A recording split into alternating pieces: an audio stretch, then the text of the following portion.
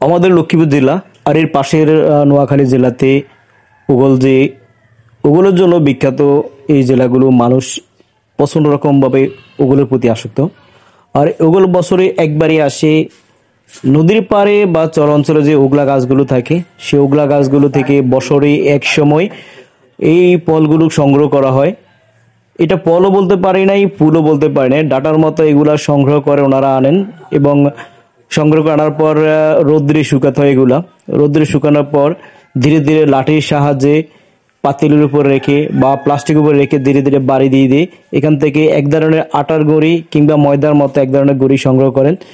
আর ওই গুঁড়িগুলো এই অঞ্চলের মানুষের এত একটা পছন্দের খাবার, যা বছরে একবারে পাওয়া যায়। এই যে সেই ওগলের কাঠিগুলো, এগুলো রোদ্রে এখন শুকাচ্ছেন এই কৃষক ভাই, এবং এই পাতিলে শুকানোর পরে এই পাতিলে এগুলো রাখেন।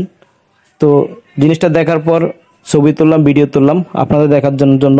তো ভালো থাকবেন।